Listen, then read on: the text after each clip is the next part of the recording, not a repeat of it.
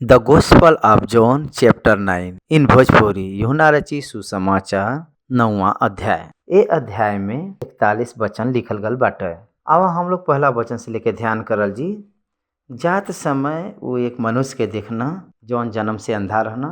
यहाँ जात भयल लिखल गल बा, लेकिन कौने रास्ता में, लेकिन ये नहीं लिखल गल बा क्या वो यरूशलेम के जात बयान, क्या वो यरीहो के तरफ जात बयान, क्या वो बैतनिया के तरफ जात बयान। लिखल नहीं गल बा। यहाँ सिर्फ ये लिखल गल बाटे जात हुए। यहाँ हम अपन सोच आप लोगन के बताई।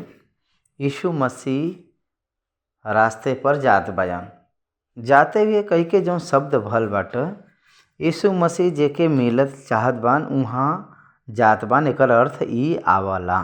ये हमारे हिसाब से, हमारी सोच के हिसाब से एक मनुष्य के देखना जे जन्म से अंधा रहना।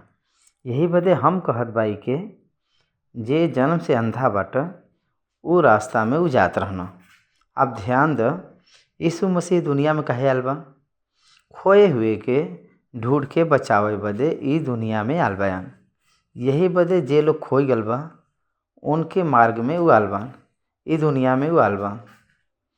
जौन ई अंधा जौने प्रकार बाय वही तरफ यीशु मसीह यात्रा करत बन। What is wonderful, God is moving towards a blind man, born blind man. जन्म से जे अंधा, जे जन्म से अंधा बा उनके दृष्टि प्रदान करब, जे कोढ़ी व्यक्ति के चंगा करब, जे मरल बाटे उ लोगन के जियाई। ई 3 एक्शन में यीशु मसीह करे बयान। वो केवल परमेश्वर के छोड़ के कोई नहीं कह सकला। परमेश्वर के छोड़ कोई नहीं कह सकला। नामान के घटना में हम लोग कोढ़ी व्यक्ति जो नामान के ठीक करे के घटना बा ओके जब हम लोग देखे ले जा, नामान के छोड़ के कोई भी वहाँ पर कोई कोढ़ी व्यक्ति चंगा नहीं भा। यीशु मसीह बहुत सारे लोग जे जन्म से अंधा बा और कोढ़ बाटे उनके चंगा करे रहना। वो परमेश्वर के पुत्र बयान, मनुष्य के पुत्र के रूप में आल बयान। मनुष्य बदे अपन शरीर धारण करे बान, मनुष्य के निमित्त छुटकारा के प्रायश्चित बदे अपन प्राण देवे बदे यीशु मसीह आल बयान। जा समय वो एक मनुष्य के देखना जे जन्म से अंधा बाटे, चेला उनसे पूछना, हे रब्बी के पाप करे रहल कि ई अंधा जन्मना, ये मनुष्य या इनकर माता पिता। कही के चेला लोग यीशु मसीह से पूछत बान।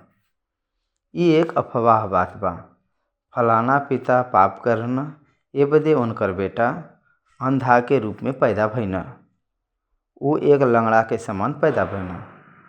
कही के जे कहला ई पाप न करे बदे, डरावे बदे ही इस्तेमाल करे के बात हवे, न कि परमेश्वर वो प्रकार के अन्याय करे वाला नहीं। ई जे अंधा बा जन्म से वो मनुष्य के वजह से हो या उनके माता पिता के पाप के वजह से अंधा न हुई।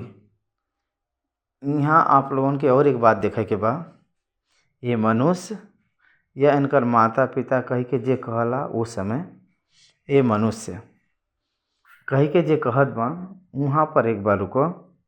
एकर मतलब ई पूर्व जन्म का पाप के कारण कुछ कष्ट और परीक्षा आवला कही के जे कहला वो लोग हिंदू फिलॉसफी हवे। आप जौन पूर्व जन्म में जौन पाप करे रहला ओका प्रतिफल ए जन्म में आपके याल बा कही के जे कहला ई हिंदू भाई लोग कहना। ई जौन मनुष्य बान ई आदमी तो जन्म से अंधा बाटे, तो ई कैसे कारण हो सकला? एके अंधापन होए बदे उनकर ई दोष ई रहल के बीतल गयल जन्म कही के एकर अर्थ आवला। का आपके समझ में आवत बाया? यीशु मसीह अपने रास्ते पर जात रहना, जे मनुष्य के देखे रहना जो अंधा रहना जन्म से, वो अंधा के बारे में चेला लोग जन पूछे रहन ओकरे बदे यीशु ई उत्तर देले बन के 3 वचन। यीशु उत्तर देना, न तो ई पाप की न इनकर माता पिता। इनके पाप के वजह से या इनके माता पिता के पाप के वजह से नहीं, परमेश्वर का काम ओमेन प्रकट होए बदे ही ई अंधा के रूप में जन्म ले ले बयान। यीशु मसीह के जरिया परमेश्वर का काम प्रकट भइल बाटे। परमेश्वर का काम इनके द्वारा प्रकट भइल बाटे। परमेश्वर का काम जन्म से जे अंधा बा उनके दृष्टि प्रदान करब ई यीशु मसीह का काम हवे। मूसा से परमेश्वर बात करत समय जब जे गूंगा हो, बहरा हो, अंधा हो, ई लोगन के जे बनाए बाटे ऊ के हवे, हम ही है ना, कही के उत्तर देले बा। निर्गमन के पुस्तक 4 अध्याय 11 आयत में ई लिखल गल बा, यहोवा उनसे कहना, मनुष्य को मुँह के बनाए बा और मनुष्य के गूंगा और बहरा या देखे वाला या अंधा हम यहोवा के छोड़ के बनावला। यस, परमेश्वर वो मनुष्य के जन्म से ही अंधा के रूप में बनाए बन। काहे बदे के उनकर पुत्र उनके मनुष्य के ठीक करे के द्वारा एक काम समाज में एक दैविक समाज के द्वारा जाए के बा, ये बदे वो अंधा बायन। देखा, परमेश्वर का काम प्रकट होए बदे एक व्यक्ति के अंधापन और गूंगापन और बहिरापन वो परमेश्वर के दिले बाने कर मतलब it is nothing but the sovereign authority.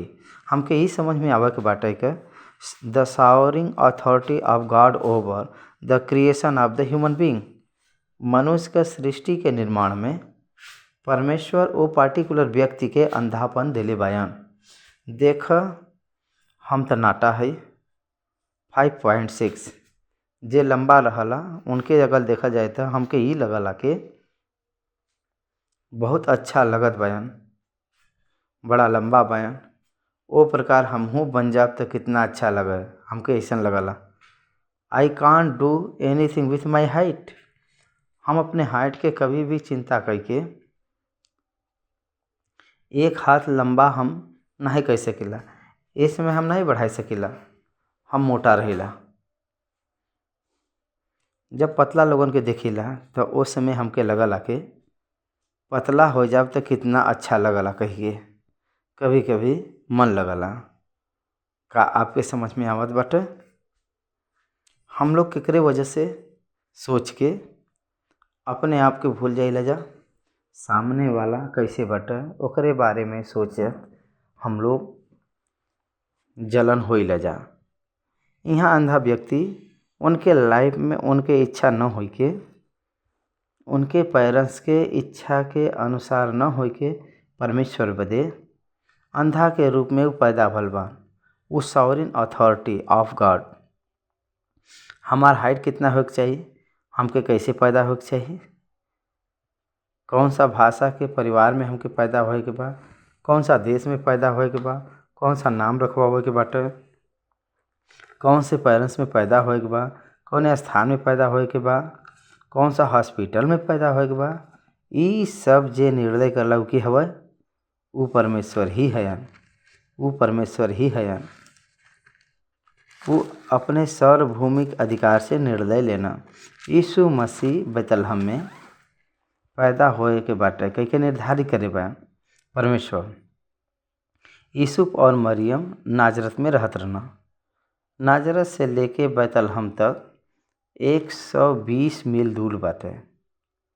पूरा गर्भवती होए के डिलीवरी के समय जौने समय होए वाला रहल, वो समय में नाजरत से लेके बेतलहम में जाए के वहाँ पर पैदा परमेश्वर करवाए रहना। The place and the time and the person surrounding you will be decided by God himself because of his sovereign authority. आज जब हम जागिला तो हमके न पता कह के हम कोई किसी लोगों से मुलाकात जब करीला, एकर मतलब वो परमेश्वर का योजना बा। गॉड इज सेंडिंग परमेश्वर हमरे आगे लियाल बान, हमके ग्रहण करे के चाहिए। यही बदे एक दुनिया का भक्त कहे बयान, do not take an neglect any moment when you meet a new person, when you meet another person, it is the God's eternal plan towards of you. Do the will of God. बस में यात्रा करत बया, बगल में एक आदमी बान, हम लोग जैसे आसान से बैठ जाए जा, केवल वो 1.5 घंटा के समय में ही वो व्यक्ति के हम लोग देखी जा और मिली जा। ओकरे बाद वो व्यक्ति के कभी भी हम लोग नहीं मिले जा। हम एक बार मद्रास के ट्रेन में जात रहली, यात्रा करत समय हमारे अपोजिट सीट में एक व्यक्ति बैठा रहना। वो व्यक्ति हमके बहुत आकर्षित करे रहना। हम कुछ साल के बाद, कुछ दिन के बाद हैदराबाद में उनके देख के पहचान ली वो व्यक्ति के। एकर मतलब परमेश्वर वो व्यक्ति के दूसरा बार मिले के बाद, देखे के बाद, बात करे के बाटे ई परमेश्वर एलाउ करे रहना, नहीं तो हम लोगन के नहीं पता बाटे। यही बदे हर एक मौका के हम लोग सुसमाचार बदे इस्तेमाल करे के बाटे। ई जौन अंधा के रूप में पैदा होए बदे कारण परमेश्वर का सर्व भूमि के अधिकार के वजह से और एक घटना में जितना भी व्यक्ति इन्वॉल्व भल बान उ लोगन के लाइफ के परमेश्वर शावरिंग फाउंडेशन के द्वारा नियुक्त करे बयान। तब यीशु मसीह बात करत समय जे हमके भेजे बाटे, हमके उनकर काम दिन ही दिन में करे के बाटे। वो रात आवे वाला बाटे जिनमें कोई काम नहीं कर सकला। जब तक हम जगत में बाई तब तक जगत का ज्योति है। ई कही के वो भूमि पर थूकना और थूक से मिट्टी सनना और वो मिट्टी वो अंधा के आँख पर लगाए के उनसे कहना, जा सिलोह के कुंड में धोइला। सिलोह का मतलब भेजल गयल बाटे। सिलोह के कुंड में धोइला कह के कहत बान। ई जौन जे आँखों का वैध बाटे, आँख कितना संभाल के अपने आप के बचावे के बा वो लोग बतावन। डस्ट न गिरत समय संभाले बदे कहना, काहे बदे आँख खराब हो जाई, डस्ट लगी तो, धूल गिरी तो आँख खराब हो जाई। लेकिन यीशु मसीह का करे बान, मिट्टी के मतलब धूल जौन बा व्यर्थ का चीज़ हवा, उम्मीद थूक के वो के सान के कीचड़ के जैसे बनाए रहना। कीचड़ व्यर्थ चीज़ है। वो व्यर्थ के लेके जौन जन्म से अंधा बयान उनके लगाए रहना। यहाँ परमेश्वर का काम का बाटे अगर पूछल जाए तो एक साधारण वैध बयान तो आँख के कोई प्रकार के रूप में धूल न लगाए के समान संभाल ली हैं तो आँख बची कह के कहना।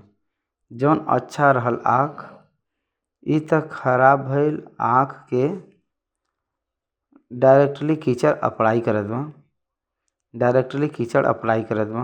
एक बार सोचा कीचड़ के अप्लाई करत आप जाए के धोइला, एकरे वजह से आपके का समझ में आवत बाटे, ई एक असंभव का विधि बाटे। It is the against to the nature, प्राकृतिक के विरुद्ध एक्शन ई बाटे।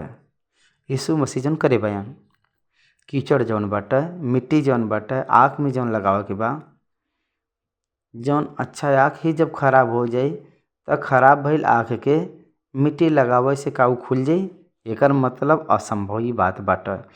यहाँ पर हम एक बात आपको एग्जाम्पल के रूप में बताई। एलिया भक्त जौन बयान, एलिया भक्त पहला राजा के पुस्तक 18 अध्याय में अगर हम लोग देखल जीता, जब बलि देत रहना उस समय जौन वेदी बनाए रहना वो प्रकार से अगर हम लोग देखल जी, वो वेदी के चारों तरफ एक बड़ा गड्ढा खुदवाए रहना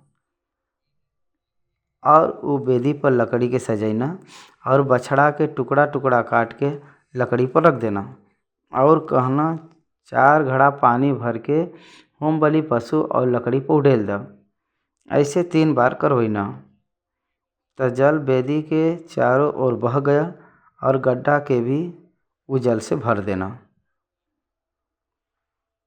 अगर एक आग जलावे के बाटे त कोई भी भीगल गल लकड़ी के इस्तेमाल नहीं करला। हम लोगन के भी जैसे अपने घरे में कुछ फंक्शन मनाई ले जा, उस समय जौन बावर्ची लोग आवना उ लोगन से वो लकड़ी के बारे में भी कई घरे पर झगड़ा होला। उ खाना बनावाला कहला के सब जन हमरे पास तू लिया रहल भीगल गल लकड़ी आल बाटे के कहला। वैसे ही एलिया यहाँ पर पूरा लकड़ी के पानी से जल से भर देत बान, लकड़ी के भिगाई देत बयान। एलिया लकड़ी के पानी में भिगोत बयान और मांस भी वही में भिगोवत बयान, कच्चा करत बान। लेकिन आकाश के तरफ से जब आग उतरल एक ही क्षण में पूरा राख बना दे रहल। एकर मतलब हम लोगों के जाने के बाटे के कितना high intensity of the power fire उतर के आल बाटे, समझे के चाहिए। एकर मतलब सूखल गल जौन लकड़ी बाटे आराम से जल जाई, कोई भी कमेंट करे बदे नहीं हो पे। वैसे ही लकड़ी के वो बेदी के 3 बार भुगे रहना, जल से भरे रहना, 3 बार पानी से भरे रहना। वो गड्ढा के चारों तरफ, वो बेदी के चारों तरफ जौन गड्ढा बा उमिन भी पानी भरे रहना, आग के लियारना। तो उतना भिगल गल चीज़ के भस्म करे बदे, राख बनावे बदे आग कितना पावरफुल भल हुई। एकर मतलब the power of the God express करे बदे ऐसा ही काम परमेश्वर करे बान। दाखरस के अंगूर में से लोग निकालला कोई भी, लेकिन यीशु मसीह जल से दाखरस के लियाल बान। ई कोई मनुष्य नहीं कह सकला। मनुष्य अंगूर से दाखरस निकालला, लेकिन प्रभु पानी से दाखरस के लिया बनो। का आप समझत बान? अगर कोई भी कोमा में रहल बा मरीज, ओके डॉक्टर जिलाए बन कह के अगर कहल जाए तब हाँ ओके यकीन कह सकेले जा, प्रतीत कह सकेला। लेकिन मर के 3 दिन हो के कब्र में रखे हुए 4था दिन उनके जिलावे, एकर मतलब ई केवल परमेश्वर का ही काम हवा। ई जवन जन्म से अंधा बा ओकरे आँख के मिट्टी लगाई के सिलो कह के जौन कुंड बा धोई ले कह के कहे के वजह से परमेश्वर के मोस्ट पावर यहाँ पर डिस्प्ले होत बाटे, मैनिफेस्ट होत बाटे। यही बदे प्रभु ऐसन कहे बा।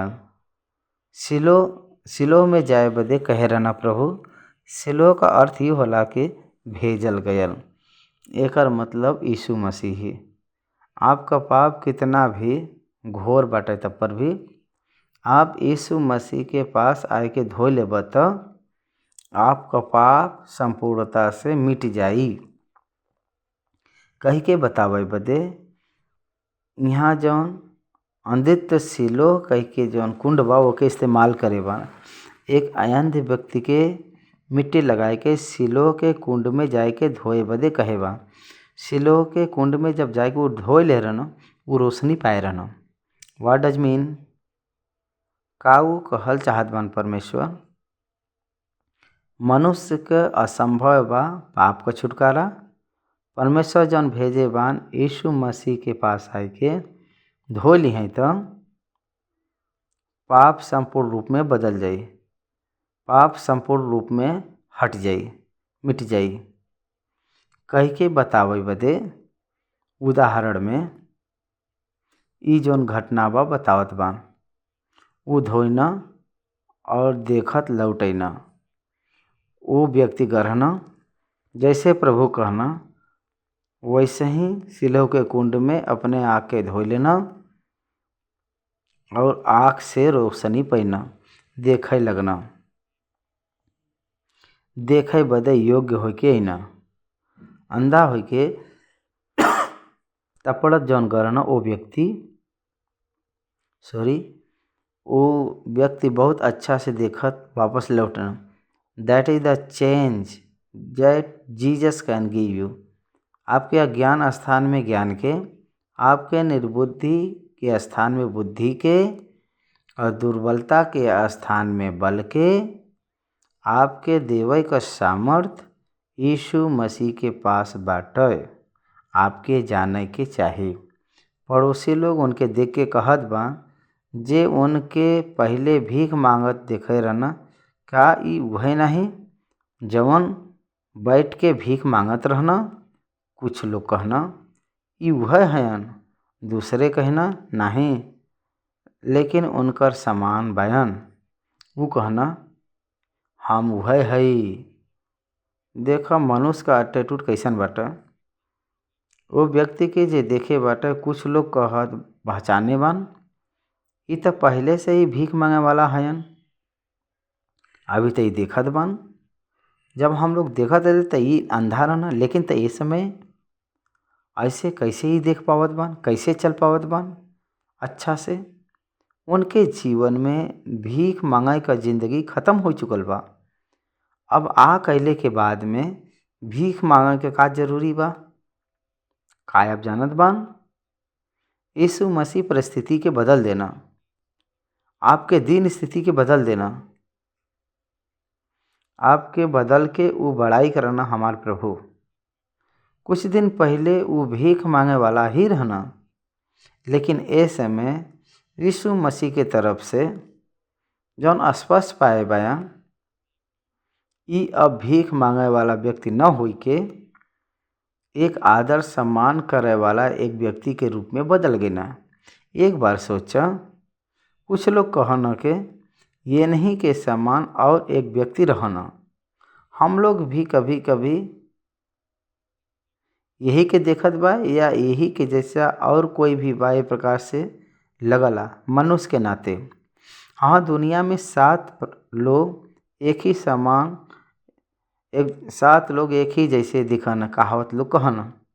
ऐसा ही हम लोग कह लेला जा, तो यहाँ जौन व्यक्ति बा तो ऊ हवा या दूसरा हन कह के कहे वाला, वो केवल वह है।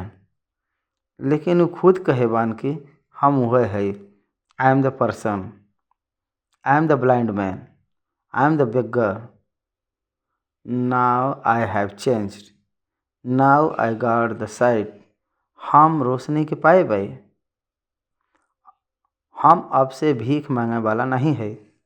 हम कोई के ऊपर निर्भर न हुआ। I am deliver from blindness. वो आनंद से कहत बयान, हमार बीतल गयल दिन में हम अंधा रहली, लेकिन हम अब देखे लगली। आप लोगन के हम देखत बाई। हम कुछ दिन पहले देख नहीं पावत रहले, लेकिन अब हम देख पावत बाई। द रीजन इज जीसस क्राइस्ट। कुछ समय पहले हम काम नहीं कर पावत रहली, अब हम काम करे लगली।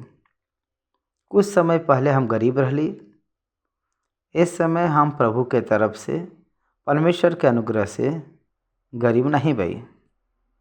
कुछ समय पहले हम कोई का मदद नहीं कर सकत रहली, इस समय हम प्रभु के तरफ से बहुत सारे लोगन के मदद करे लगली। That is called the transformation. Jesus can bring transformation in your all condition and in your character also. आपके व्यक्तित्व में, आपके कर्मों में, आपके परिस्थिति में, आपके काम में एक रूपांतर लेके आवे वाला के रूप में यीशु मसीह हम लोगन के दिखाई हैं। 10वां वचन, तब वो उनसे पूछे लगन, तब तहार आँख कैसे खुला? तब वो उनसे उत्तर देना, यीशु नामक एक व्यक्ति मिट्टी सन्ना और हमरे आँख पर लगाए के हमसे कहना, सिलोह में जाए के धोइला। और हम वहाँ गईली और धोइली और देखे लगली। वो उनसे पूछना, वो कहाँ हैं? वो कहना, हम नहीं जानत बाई। That is the Jesus Christ. एक सुसमाचार का कन्वेंशन में, मीटिंग में कोई व्यक्ति जे जन्म से अंधा बा, उनके आँख अगर आई गल तो वो व्यक्ति में सुसमाचार के कन्वेंशन में, मीटिंग में हम लोग घुमावत रहे जा। उदाहरण के रूप में विजयवाड़ा में अगर मान लो सुसमाचार के कन्वेंशन में कोई व्यक्ति के चंगाई अगर पायस और आँख आयल देखे लगना, वो तो मान लो एलूर के जगह पे सुसमाचार का सभा जब होला तो उनके बुलवाई ले जा, हम लोग उनसे गवाही बुलवाई ले जाके कुछ दिन पहले हम अंधा रहली, लेकिन ई पास्टर जी प्रार्थना कैले के बाद में ई पास्टर जी के द्वारा जौन सामर्थ बा ओकरे वजह से हमरे आँख में रोशनी आई गल, हम देखे लगली और आप लोग भी देख सकल। कही के ए प्रकार से हम लोग गवाही बुलवाई ले जा। They will make it as the market, वो प्रकार का लोग भी आज हैं। यीशु मसीह वो व्यक्ति जौन आँख पाई के धन्यवाद कही के भेंट चढ़ाए के ई पूरा एक्सपेक्टेशन प्रभु नहीं करे रहना। काहे बदे कि यीशु मसीह वैसा नहीं रहना, मिट्टी के लगई ना और चल गई ना, और व्यक्ति से कहना के सिलोह के कुंड में जाके धोइला। सिलोह में जाके जब वो धोवत रहना उस समय लाइव वीडियो एक निकाल के ये देखा परमेश्वर का काम कैसे होत बाटे। हमरे वजह से हमार रिपुटेशन ऐसन बाटे, हमार पावर इतना बाटे, कई के कहे कभी इतना नहीं करे रहना। आज का ह्यूमन प्रीचर ए प्रकार से करत बयान। परमेश्वर के जहाँ महिमा ले आवे के बाटे, परमेश्वर के महिमा का चोरी करत बान। यीशु मसीह आपन खुद परमेश्वर होई के वो कहीं भी बड़ाई नहीं चाहे रहना। कितना महान आश्चर्य काम बाटे। 13वां वचन, लोग उनसे जे पहले अंधा रहना फरीसी के पास ले गए ना, कॉमन पीपल लोग का कर रहना फरीसी के पास लेके आई ना, जे धर्म का नेता लोग। जवन दिन यीशु मिट्टी सान के उनका राख खोले रहना उस सप्त का दिन रहना। फिर फरीसी उनसे पूछना कि उनकर आग कौने प्रकार से खुल गया। उनसे कहना वो हमने आग पर मिट्टी लगई ना और फिर हम धोई ले ली और हम देखत भाई। ए फिर कुछ फरीसी कहे लगना ये मनुष्य परमेश्वर के तरफ से ना है, काहे बदे के उस सप्त का दिन नहीं मानना। और दूसरा लोग कहना पापी मनुष्य ऐसे चिन्ह कैसे दिखाई सकना, और उम्मीद फूट पड़ गया। देखा यहाँ पर फरीसी लोग कितना मूर्ख लोग बा। जे जन्म से अंधा बाटे ऊ रोशनी पाए बा, देखे लगल, तो वो घटना के सुन के या देख के उ लोगन के खुशी होए के चाहिए, संतुष्ट होए के चाहिए, न कि जलन करे के चाहिए। लेकिन फरीसी लोग का कहत बान, वो दिन तो सप्त का दिन बाटे, विश्राम दिन के वो अंधा व्यक्ति सिलोह के कुंड में जाए के धो ले बाने कर मतलब वो चलत सिलोह तक गल बाने कर मतलब वहाँ उतर के अपने आँख के धोए बाने कर मतलब वो कर्म हवा, वो काम हवा। विश्राम के दिन दया से देवल गल बाटे, न कि दया के जे चाहला जे मांगला उनके ओर से मिलला, न कि विश्राम दिन के आज्ञा बाध्या नहीं होए के बा।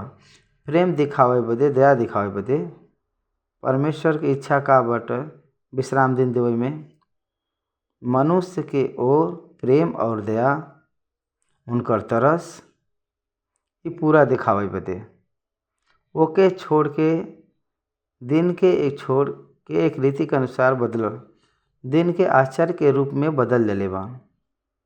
विश्राम का दिन का रीति हवा ओके पालन नहीं करत बा। नहीं बदे यीशु मसीह परमेश्वर के देखल गल व्यक्ति नहीं हन कही के कहत बन फरीसी। वो परमेश्वर के तरफ से आ रहना, यही बदे इतना महान काम कई पाए रहना कही के यीशु मसीह के पीछे चलत उनकर चेला लोग बने के चाहिए। वो इतना महान काम के देख के, लेकिन वो लोग ऐसा नहीं भैना, वो लोग अधर्मी व्यक्ति रहना, फरीसी स्वार्थी लोग रहना। वो लोग सोचत रहना कि हम लोग धर्मी है कही के वो लोग घमंड करत ना, हर एक लिखित के उपदेश करना मंदिर में उनके विरुद्ध वो लोग काम करे लगना। परमेश्वर नर अवतार लेके एक मानव के रूप में उन्हीं के आग के सामने फिरत रहना। वो लोग देखत देखत भी वो लोग अंधा बन गए रहना। वो लोग अपने आँख के देखत समय वो लोग अपने आँख के सामने देखत देखत भी अनबिलीव हो गए।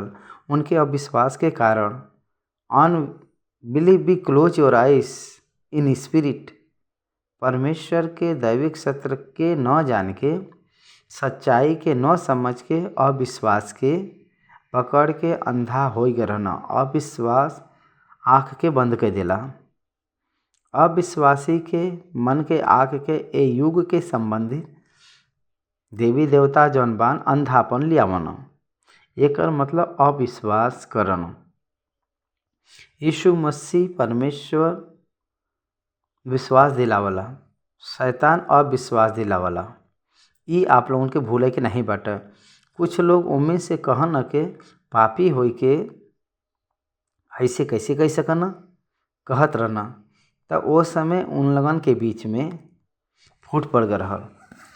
यीशु मसीह एक जगह हम शांति देव बदे नहीं आल भाई, आपके बीच में भेद बदे लिया बदे हम आल भाई ऐसे कहे बा। वो का हवा भेद? विश्वासी और अविश्वासी के बीच में परमेश्वर के बारे में भेद उनके बीच में पैदा होला। 17 वचन उनसे कहना, उनके आँख खोले बा तो उनके विषय में का कहत बा? उनसे कहना वो भविष्यवक्ता हैं। देखा यहाँ वो अंधे से फरीसी लोग पूछत बन के तू उनके विषय में का सोचता है? तब वो अंधा जौन सोचे रहना वो बताइना, हम उनके भविष्यवक्ता मानीला। काहे बदे के एक यहूदी के ओसे बढ़ के सोच नहीं हो सकला। परमेश्वर इब्रानियों को पत्री 1 अध्याय का 1 वचन, पूर्व युग में परमेश्वर बाप दादा से थोड़ा थोड़ा करके भांति भांति से भविष्यवक्ता के द्वारा बात करे बयान। आश्चर्य कर्म भविष्यवक्ता ही लोग करे रहना। भविष्यवक्ता लोग ही अद्भुत काम करे रहना। एलिया 7 आश्चर्य कर्म करे रहना। तो एलिशा 14 अद्भुत काम करे रहना। मुर्दा के जिंदा करे रहना आश्चर्य कर्म। जब तेल न रुक के बढ़त जाए का काम भरल, स्वर्ग से आग बरसाए रहना। तो ई पूरा आश्चर्य कर्म बाटे। ई आश्चर्य कर्म भविष्यवक्ता लोग करे रहना। यही बदे वो एक भविष्यवक्ता हन कह के कहत बानी अंधा व्यक्ति, न कि वो परमेश्वर का पुत्र कह के उनके नहीं पता बाटे। भौतिक आँख पवित्र आत्मा के सामर्थ्य से खुली तब पर भी आध्यात्मिक रूप में जागरूकता न हो के वो अंधा व्यक्ति अभी भी पड़ल बाटे। यीशु मसीह के एक भविष्यवक्ता के रूप में वो सोचत बा, न कि परमेश्वर के पुत्र के रूप में, यानी परमेश्वर के रूप में नहीं जान पावत बा। परमेश्वर ही स्वयं नर के रूप में वो धरती पर चलत बान कह के वो नहीं बताए पावत बा। 18वां वचन, लेकिन यहूदी के विश्वास न भयल के वो अंधा रहना और देखत बा जब तक उनके जेकर आँख खुल गए रहल। माता पिता के बुलाए के उनसे न पूछना का ई तहार पुत्र हयन, जैसे तू कहत बा के अंधा जन्म रहना, फिर अब वो कैसे देखत बान? का कोई भी कार भयल तो उनके देख के संतुष्ट होए के बा या प्रश्न पूछे के बाटे? काहे प्रश्न पूछत बान? काहे बदे के जलन? आपका पुत्र यह है इनका पहचानो। कुछ समय पहले वो अंधा रहना, लेकिन अब देखे लगना। 20वां वचन से उनकर माता पिता उनसे उत्तर देना, हम तो जानत बाई के ई हमार पुत्र हैं और अंधा जन्म रहना, लेकिन हम ई नहीं जानत बाई के अब ई कैसे देखत बान, और न ई जानत बाई के उनकर आँख खोलेस। ऊ सयाना बयान उन्हीं से पूछिल, ऊ अपने विषय में आप कह दी हैं। ये लोग हट गल बयान। यीशु मसीह चंगा करे बान वो व्यक्ति कहत बान, तब ये लोग उनके सपोर्ट न कह के, वो बात के ऊपर सपोर्ट न कह के फरीसी को लेके देख के डर के वो लोगन से कहत बयान, ई कैसे देखत बयान हमके नहीं पता बाटे। इनकर आँख कैसे खुलल बा उहो हमके नहीं पता। ई त एक अच्छा उम्र पर बयान। इन्हीं व्यक्ति से पूछ लो अपने विषय में आप खुदे कह दी हैं। वो अपने बारे में खुदे बता दी हैं कह के कहत बान। उनकर माता पिता वो यहूदी लोगन से डरत ई बात कहे बयान।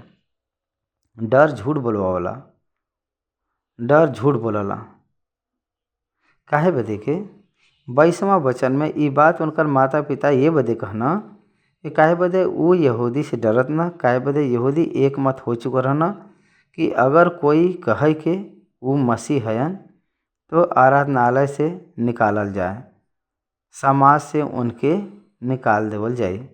अगर ऐसे निकाल दी हैं, सोशल बाइकाट करी हैं तो वो लोग न जी पाई हैं ना, जिए बदे कष्ट हो। यही बदे यीशु मसीह के हवे नहीं जाना न कह के कहे बान। एक घबराहट, एक डर, एक आर्थिक नष्ट, एक सामाजिक नष्ट, ऐसा कोई भी चुनौती आवला तो तुरंत बोल देना तो यीशु मसीह के बारे में हम लोग नहीं जाने लजा।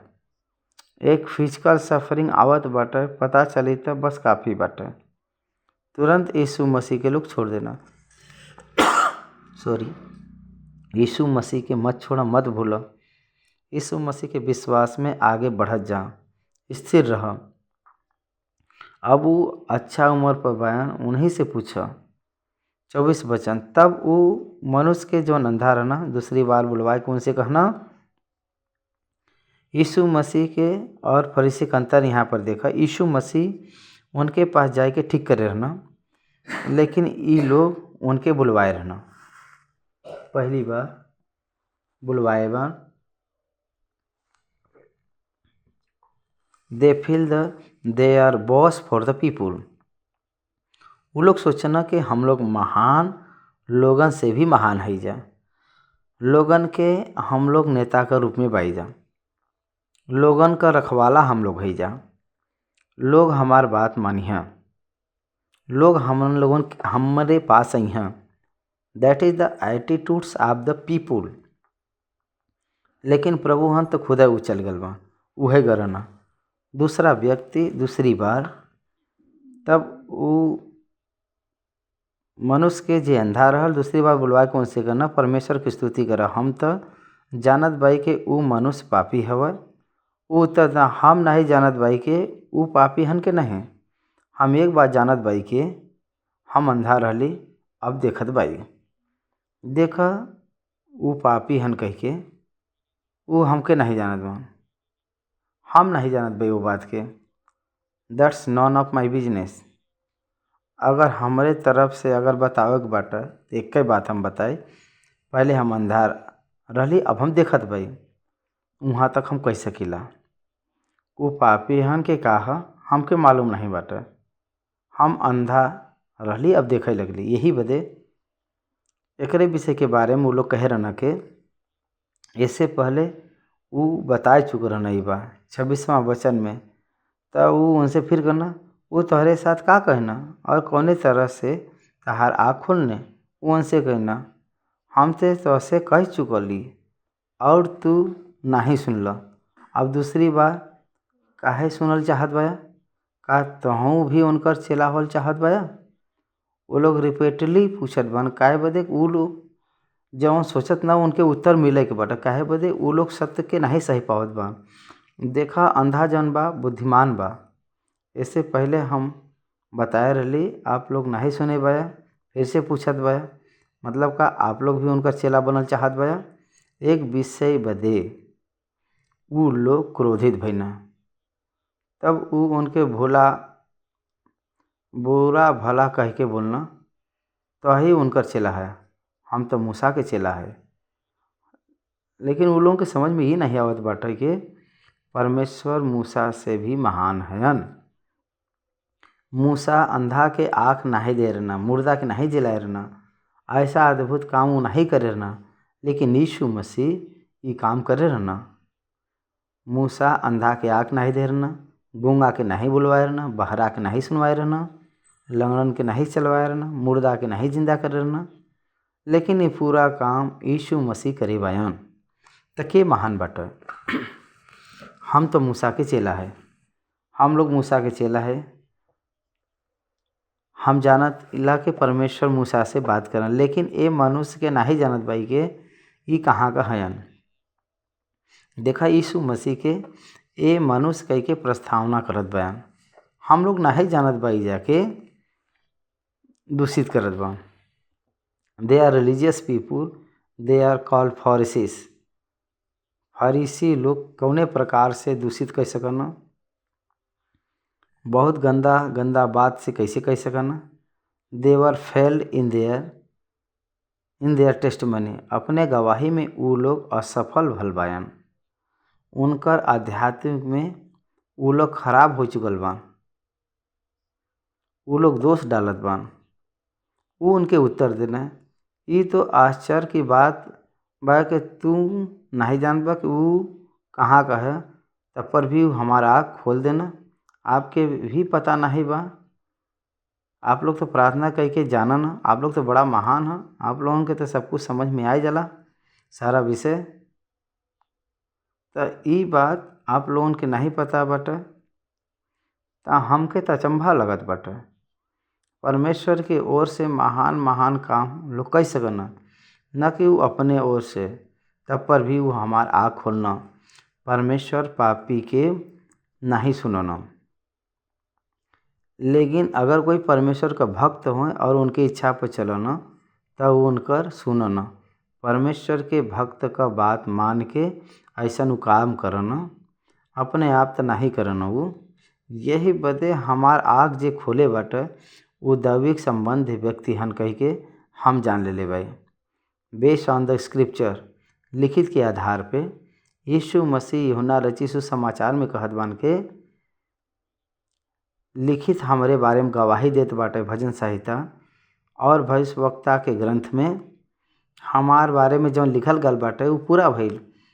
यही बदे यीशु मसीह के बारे में जो लिखल गल बाटे वो पूरा लिखित में पूरा भइल बाटे। तो लिखित के जाने वाला आप लोग यीशु मसीह लिखित का पुरुषन कह के ना जान पाए, ये अचंभा का बात बाटे। कह के वो बात करत बान। हम जानत बाई जाके परमेश्वर पापी का नहीं सुनना, लेकिन अगर कोई परमेश्वर का भक्त होए और उनके इच्छा पर चलत होए तो वो उनकर सुनना। Gate reward for the obedience. उनके इच्छा के जान के चले वाला उनकर प्रार्थना निश्चय उत्तर देवल जाए। जगह से शुरुआत से कभी भी सुने में नहीं आल के कोई जन्म के अंधा का आँख खोले होए। अगर ये व्यक्ति परमेश्वर की ओर से न हो तो कुछ भी नहीं कह सकना। वो उनके उत्तर देना। अगर यीशु मसीह परमेश्वर के ओर से न अतन तो का ये कह सकतन? का नहीं कह सकतन। That's why I trust him and I believe in him. तब उनकर क्रोध भड़क उठाया, तू तो बिल्कुल पाप में जन्मल बाया, तू हमके का सिखात बाया। और उनके बाहर निकाल देना, उनके अलग कह देना, सोशल बाइकआउट कह दे रहना, समाज में कह दे रहना कि इनसे बात न मत करिए। यह डर रहल ए अंधा के माता पिता के। यही बदे वो लोग असला उत्तर न दे के वहाँ से हट गए रहना। डर के वजह से यीशु मसीह के हम लोग नहीं जाने ले जा कही के। यीशु मसीह जौन अद्भुत काम कर रहना ओके करे बदे डर गए रहना। वो लोग ए व्यक्ति के भी अलग करे रहना। 35 वचन यीशु सुनना के उनसे बाहर निकाल देना। और जब उससे भेंट भैल तो कहना, साधारण तौर पर देखल जाए तो जेके निकाल दे रहना बाहर उनके सभी लोग धिकार करत ना, लेकिन यीशु मसीह ओके ढूंढत चल गए रहना। लोग बांधता उनके ओर से दूर हो जाना, काहे बदे कि उनके अलग करेबान कही के। लेकिन यीशु मसीह जे अलग करेबान वो व्यक्ति के ढूंढत गल बयान, जे नाश होत रहना उनके ढूंढत गल बयान, जाए के उनसे भेंट कैना।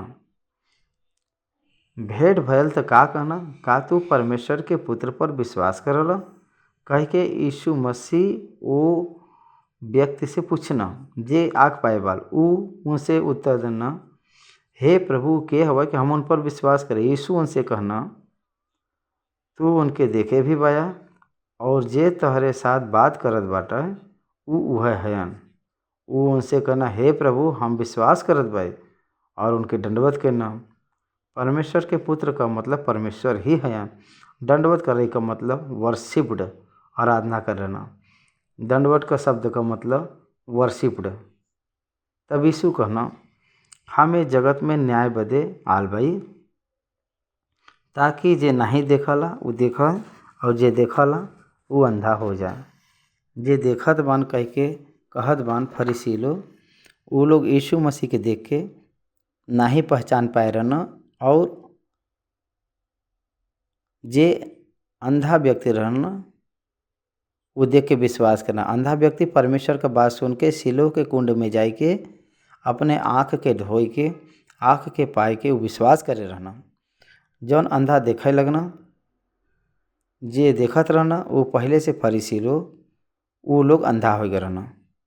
ये हम लोगन के सत्य के रूप में समझे के बाटे।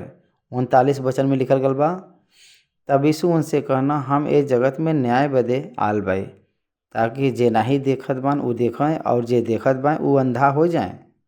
40वां, जौन फरीसी उनके साथ रहना वो ई बात सुन के उनसे कहना, का हम भी अंधा बाई? यीशु उनसे कहना, अगर तू अंधा होता तो पापी न ठहरता, लेकिन अब तू कहत बाया कि हम देखत बाई, ये बदे तहार पाप बनल रहला। हम देखत बाई कह के कह न, लेकिन उनके नहीं पहचानना। एक अंधा व्यक्ति देखे रहना और पहचानना, और आपके पास आँख रह के भी आप नहीं देख पावत बाया, तो आप ही आपका जवाबदार है, उत्तर देवे वाला है। तहार पाप बनल रहला, एक अर्थ ही हवे कि आप ही आपको उत्तर देवे वाला है, जवाबदार है। यही बदे पैदाइश से जे अंधा बाटे उनके यीशु मसीह ठीक कह के आँख दे के उनसे मिल के उनसे बातें करके सामर्थ्य दे के उनके स्थिर करे बा। यहाँ पर हम लोग ये अध्याय के ख़त्म करे बाई जा। धन्यवाद।